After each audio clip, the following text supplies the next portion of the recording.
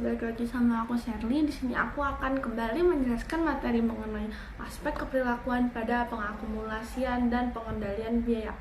Nah, langsung saja kita mulai ke videonya. Cekidot. Nah, sebelum kita masuk ke inti materi, tentu saja kita harus mengetahui terlebih dahulu mengenai apa sih biaya dengan fungsi manajemen. Nah, informasi dari si biaya ini bagi fungsi manajemen itu informasinya dapat digunakan untuk berbagai tujuan, yang dimana dalam menggolongkan suatu biaya itu harus disesuaikan dengan tujuan dan informasi biaya yang akan disajikan. Lalu selanjutnya mengenai kebutuhan informasi ini sendiri itu mendorong timbulnya berbagai cara penggolongan biaya sehingga dikenal dengan konsep penggolongan biaya yang berbeda dan sesuai dengan tujuan yang berbeda. Jadi dapat kita tarik kesimpulan bahwa setiap biaya itu punya penggolongan yang berbeda, dikarenakan itu disesuaikan lagi dengan tujuannya yang berbeda-beda. Nah, yang pertama yaitu terdapat biaya manufaktur, yang dimana biaya ini merupakan seluruh biaya yang berhubungan dengan aktivitas pabrikasi dari si perusahaan tersebut. Nah, contoh dari biaya manufaktur ini adalah yang pertama, bahan baku langsung, yang kedua itu tenaga kerja langsung, ketiga tenaga kerja tidak langsung, dan yang keempat yaitu biaya overhead pabrik. Lalu penggolongan biaya kedua yaitu biaya non-faktur, yang dimana merupakan seluruh biaya yang berhubungan dengan aktivitas pabrikasi dari si perusahaan. Nah, contohnya lagi itu berkaitan dengan bahan baku langsung, tenaga kerja tidak langsung, lalu tenaga kerja langsung, dan juga biaya overhead pabrik. Nah, adapun pola perilaku manusia yang dimana terbagi lagi menjadi beberapa jenis, yaitu yang pertama biaya tetap atau fixed cost, yang dimana biaya tetap ini merupakan biaya-biaya yang pada limit tertentu atau kapasitas tertentu atau range of capacity, yang dimana totalnya tetap meskipun volume kegiatan perusahaan itu berubah-ubah. Lalu yang kedua terdapat biaya variabel atau variable cost, yang dimana variabel biaya ini merupakan biaya-biaya yang totalnya itu selalu berubah secara proporsional atau sebanding dengan perubahan volume kegiatan perusahaan. Lalu yang ketiga terdapat biaya semi variabel atau semi variable cost, yang dimana maksudnya ini adalah biaya-biaya yang totalnya itu selalu berubah secara proporsional atau sebanding dengan perubahan volume dari si kegiatan perusahaannya tersebut.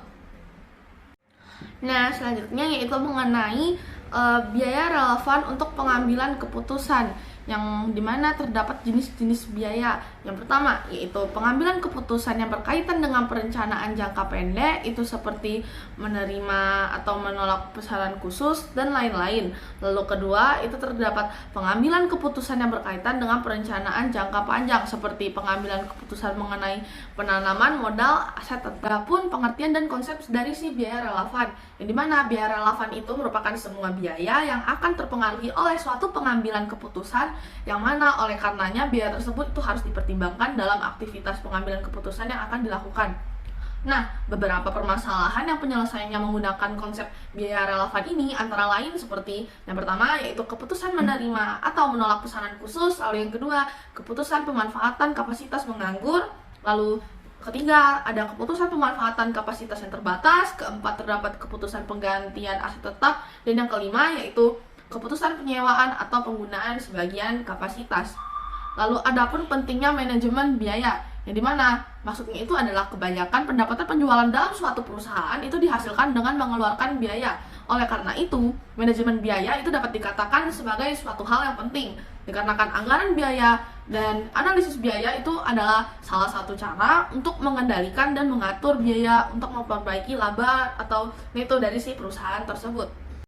Nah, adapun perilaku biaya untuk perencanaan, pengendalian, dan pengambilan keputusan, yang dimana pada perencanaan itu umumnya dalam perencanaan ditentukan harga pokok produk, rumus fungsi tersebut dijadikan sebagai dasar perhitungan untuk menetapkan standar biaya produk atau jasa yang dihasilkan. Lalu yang kedua yaitu terdapat pengendalian, yang dimana dalam kaitannya dengan pengendalian biaya itu pola perilaku biaya sangat membantu manajemen untuk melakukan fungsi pengendalian dan pengawasan. Nah, perilaku biaya itu memberikan informasi terkait unsur-unsur biaya yang perlu mendapatkan perhatian dalam setiap aktivitasnya. Lalu yang ketiga terdapat pengambilan keputusan, yang dimana dengan memahami konsep biaya berdasarkan perilaku itu membuat kita sebagai para manajemen itu dapat melakukan sejumlah pengambilan keputusan strategis maupun keputusan-keputusan khusus baik dalam jangka pendek maupun jangka waktu yang panjang. Adapun perbedaan dari sistem biaya tradisional versus dengan sistem biaya standar, yang dimana dilihat dari tujuan dan penggunaan sistem biaya. Yang pertama-tama kita membahas terlebih dahulu mengenai sistem biaya tradisional.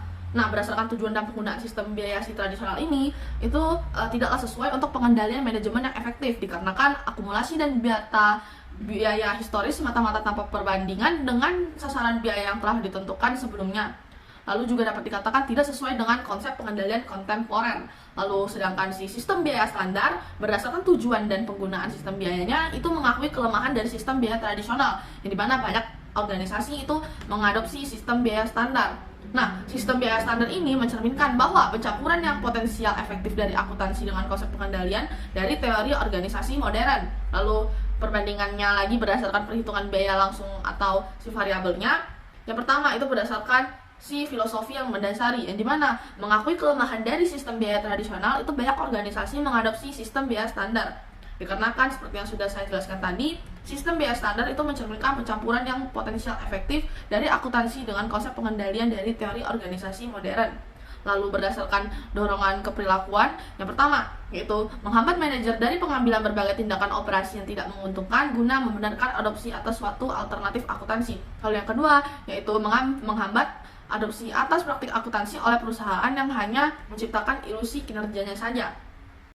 Nah, lalu ada pun pengendalian biaya, yang dimana membagi biaya ke dalam komponen variabel dan tetap itu memberikan dasar yang lebih baik untuk pengendalian biaya.